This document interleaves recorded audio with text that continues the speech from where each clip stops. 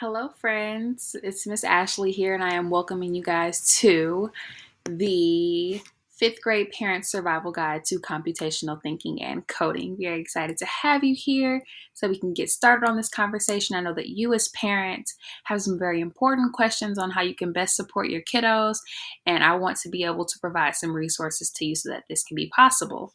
So, I've organized some questions that I know that you have, and I want to answer for you. So, we're going to get started. So, what do the leaders in science think about how computational skills benefit students? Computational skills, they prompt the students to think innovatively about problem solving.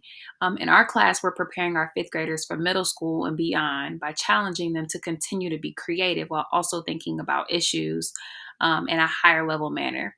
So, we're challenging them to think about things they may experience in their everyday lives and how to make those things easier, or things on a really grand scale, like a world issues type scale. But either way, we just want to encourage them to build on those skills as they head into middle school. So, what are some of the building blocks of coding? It's very important for students to develop those computational thinking skills. So, figuring out how to give descriptive instructions without giving too much information, being concise, but also still very clear. And then learning some of that programming language that's very important in creating those activities and those games and those apps and all those cool things that coding can provide. And programming language is such a very big part of that. And how I want you guys to do that, and I know that this is another really big question, is where can you find age-appropriate coding courses and activities for your students to complete at home? So some of the most important learning that your child is going to do will be at home with you.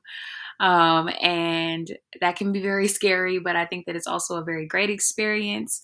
So I'm encouraging them in the classroom and building them up, but I think that it will benefit them greatly if they have practice at home with you, and that you can, participate with them as much as you feel that you can, and be like very hands-on and involved in that growth.